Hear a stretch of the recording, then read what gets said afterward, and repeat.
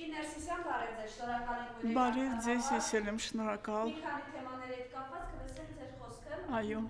սիրով։ Ուզեմ մեր այսօրվա զրույցը սկսենք այս պատկերից, որ մենք ականատեսը եղանք երկրի նախագահ Դավոսում, այսպես քծնանկով շնորհակալություն էր հայտնում Ադրբեջանի նախագահին։ Ձեզ համար հասկանալի է, ինչի համար է նա շնորհակալություն։ Իհարկե հասկանալի չի։ Նախ ես այդ անձին մեկ անգամ էի տեսել, այն էլ երբ Անգլիայի թագուհու թաղումն էր, տեսա նրան կանգնած Անգլիայի թագուհու դիակի մոտ։ Եվ դրանից հետո պատկերացում չեմ ունեցել, չեմ տեսել երբևէ այլ ուրեմն պարագաներում,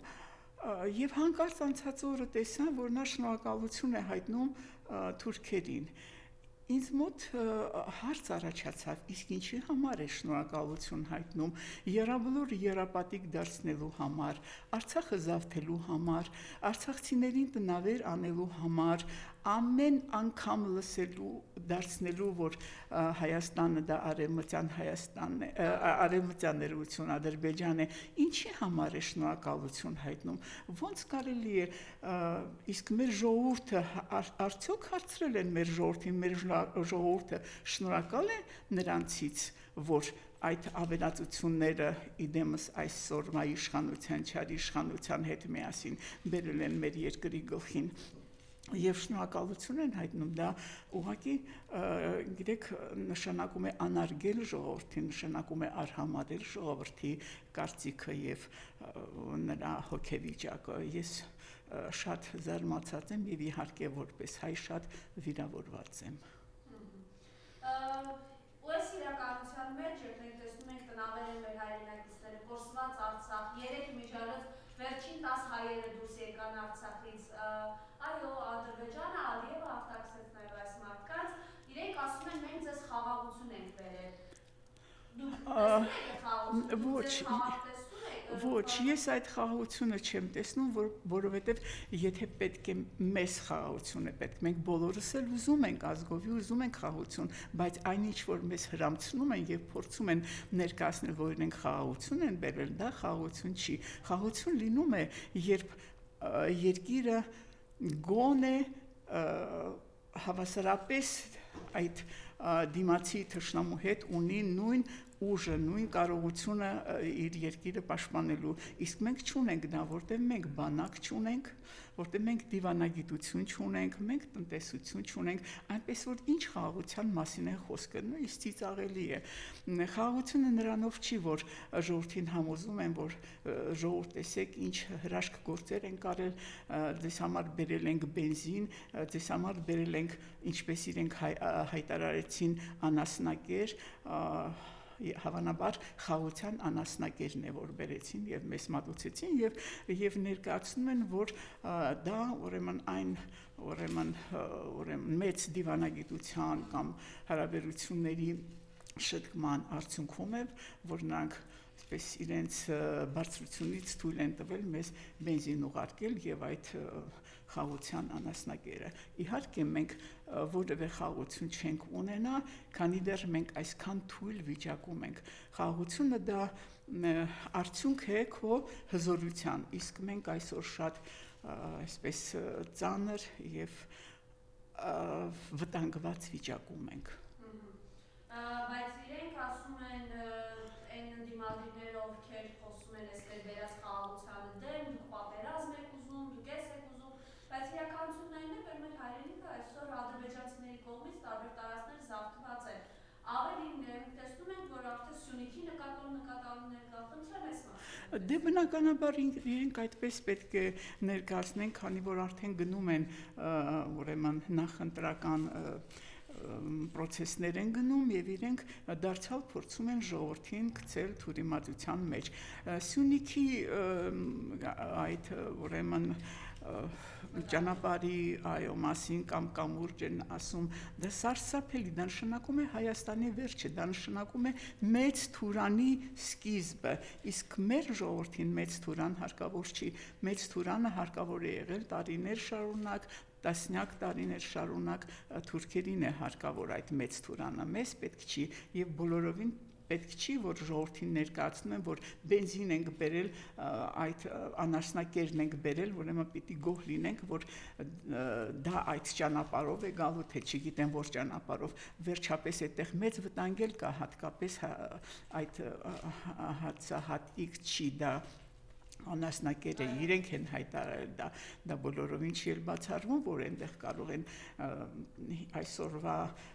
իրավիճակը այնպիսին է որ կան տարբեր միջոցներ թունավորելու տարբեր հիվանդություններ տարածելու մենք բոլորովին որևէ ապահովվածություն չունենք այդ ամենից այնպես որ չի կարելի ժողովրդին այդքան մտածել որ ժողովուրդը ոչինչ չի հասկանում եւ շարունակել այդ ամենը բոլորովին այլ տեսակետից ներկայացնել ես ուղղակի չգիտեմ թե ինչքան կարելի է այս ամենը լսել եւ հանդուրժել Եվ այս իրականության մեջ տեսնում եք իրենք ինչ արշավ են իրականացնում հայ առաքելական եկեղեցու դեմ խնդրեմ այս մասը ձեր տեսակետը մենք նախադեպ ունենք որ Նիկոլ Փաշինյանը իրեն Հիսուսի հետ էր համեմատում հիմա չգիտեմ ի վերջերս ներողություն էր խնդրում Հիսուսից նրան մենակ թողնելու համար այս ինչի դեպքում Մարիամ ջան դա արդեն կոմեդիայի ոլորտից է Այս ամեն այդ կոմեդիան մեզ վրա շատ աղետաբեր է Այո, շատ աղետաբեր է, որովհետև ես կարծում եմ, որ Հայաստանը եւ մեր Սուրբ Առաքելական եկեղեցին դա մեկ միասնություն են, նրանց անջատ հնարավոր չի պատկերացնել, եթե հանկարծ չլինի մեր եկեղեցին, Հայաստան չլինի Հայաստանը, եկեղեցին չլինի, այնպես որ դա եւս ուրեմն խապկանք է եւ փորձում են ժողովրդին թուրիմացիան մեջ գցել Իսկ ժողովուրդը պետք է վերջապես հասկանա, ես տեսնում եմ, որ ժողովուրդը ուրեմն բավականին ամուր կանգնած է իր եկեղեցու թիկունքում, այնպես որ եկեղեցին է այսօր միակ կառույցը, որ կարող է ինչ որ չափով եւ բավականին չափով ապահովել մեր երկրի ուրեմն անվտանգությունը, այնպես որ գիտեք ինչ, երբ տեսնում ես այդ պիտի ասեմ դավաճան հոգևորականներին թվում է որ նրանք արդեն նախապես տարբեր երկրներից երևի ներդրված գործակալներ են ուրիշ կերպ չես կարող մտածել ես համոզված եմ որ նրանք չեն կարող եկեղեցուն վնասել որտեվ եկեղեցու թիկունքում կանգնած է հայ ժողովուրդը Այսինքն հավատալու ժողովուրդը թույլ չի տա որպեսզի Իհարկե թույլ չի տա, այո։ Տիկին Ներսիսյան, այս օրերին բավականին մեծ աղմուկ է բարձրացրել իրենց կողմից այդ աստղաբաշխական պարգևավճարները, միլիարդների հասնող, ու այս իրականության մեջ մեր սողի մատկված թոշակառուները Նիկոլ Փաշինյանն ասում է 10,000-ով բարձրացնենք թոշակառուն չի իմանա այդ թողն ինչ անի, 20,000-ով բարձրացնենք թոշակները ոչ մի խնդրի լուծում չի ստանա։ Այս վերաբերմունքը, որ իրենք ունեն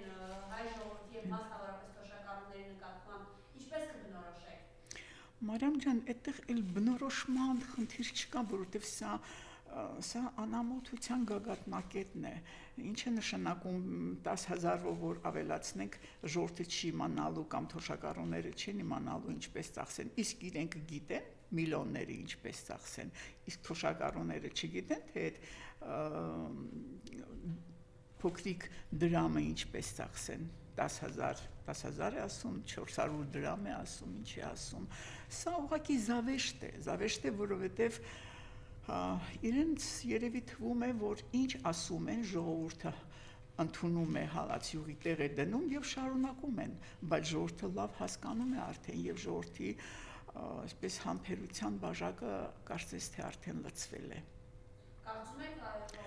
Կարծում եմ, որ ժողովրդի համբերության բաժակը լցվել է, որտեղ այդքան վիրավորել, այդքան այսպես տարօրինակ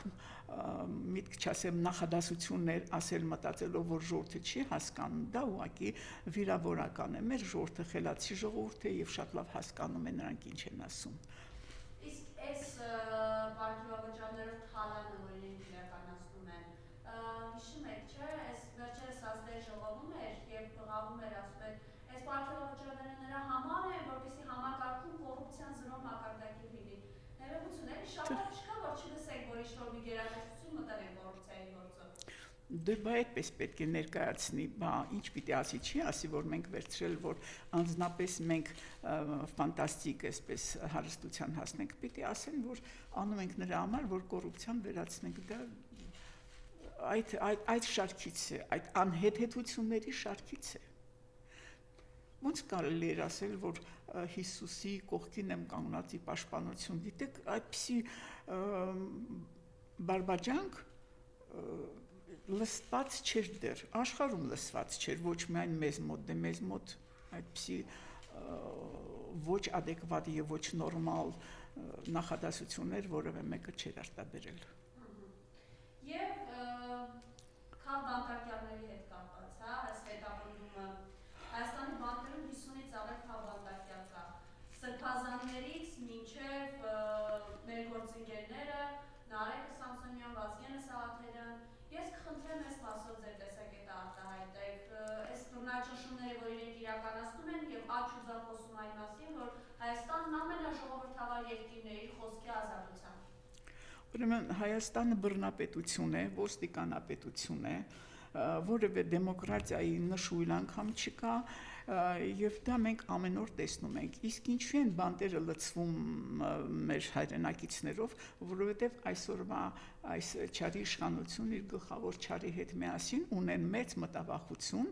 դրա համար էլ նրանցից, որոնցից տեսնում է, ումից որ ինքը զգում է ինչ որ վտանգ, անմիջապես կալանավորում է, որպեսզի ինքը ավելի հանգիստ ապրի եւ իր գործողությունները ի վնաս մեր ժողովրդի կատարի։ Այսինքն ինքը դրանից է միայն հանգստանում։ Հավանաբար գիտեք, ինքը ինչ որ մի այսպես հայ ժողովրդի նկատմամբ ունի ներքին չարություն, անհասկանալի է ուղղակի այս 7 տարվա բոլոր ավերածությունները պարզապես թշնամու գործողություններ են, ոչ պակաս, ոչ ավելին, թշնամու գործողություններ են, ուրիշ որակավորում հնարավոր չի տալ։ Շնորհակալություն։ Խնդրեմ։